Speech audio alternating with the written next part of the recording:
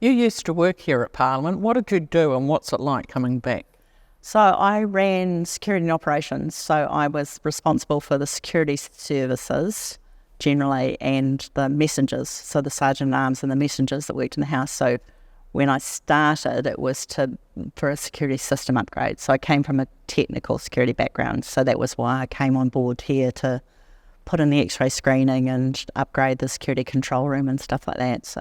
And you'd been a police officer before that as well. Yes. That got you into security. Yeah, so that was when I left police. I left as a detective sergeant, so that kind of gave me the security background. But I'd worked in technical security systems, so when I came here, it was amazing. Like you walked in here and you just sort of, I work here. It was just amazing. Like, in the plushest office I'd ever seen in my life. It was just incredible. What's it like coming back 20 years later?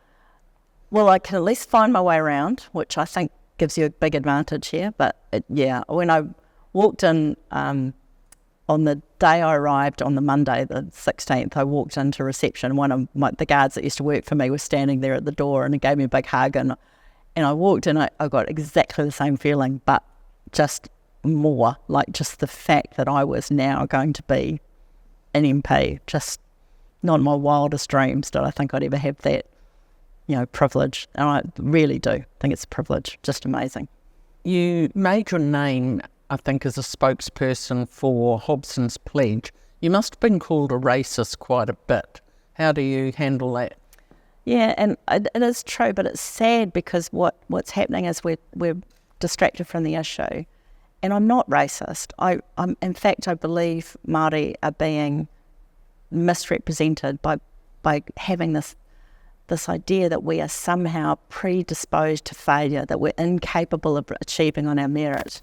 And what's the most frustrating is highly successful, amazingly talented Māori are talking about Māori being disadvantaged and incapable of achieving, the systems against them, when they should be talking aspirationally, because look at what we've achieved, all of us can achieve this, how can we help you up? We're kind of creating systems that are to my view, racist. We're treating people based upon what their race is and not what their individual needs are. So what does the Treaty of Waitangi mean for you then?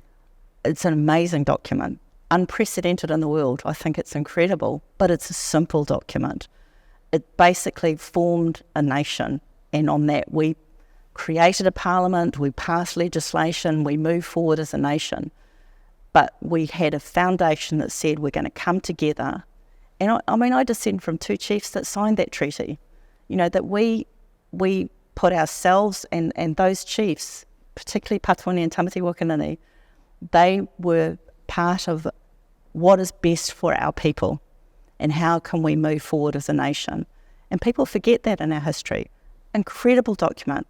We are all going to be treated equally before the law.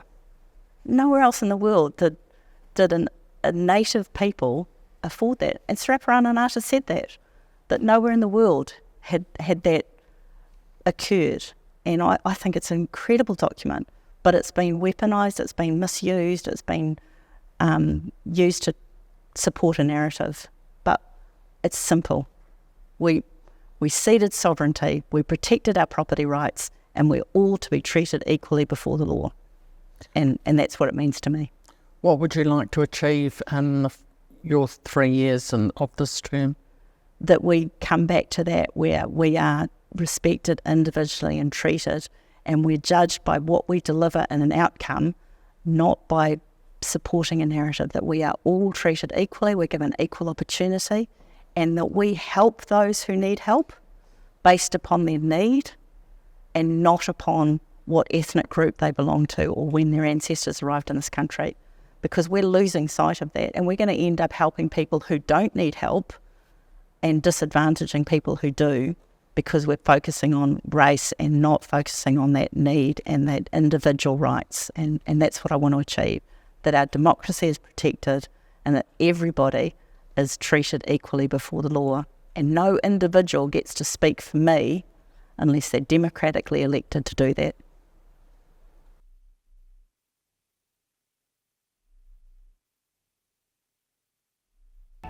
Thanks for checking out our YouTube channel. To stay up to date with all the latest news from the New Zealand Herald, click the subscribe button below or check out one of the videos here.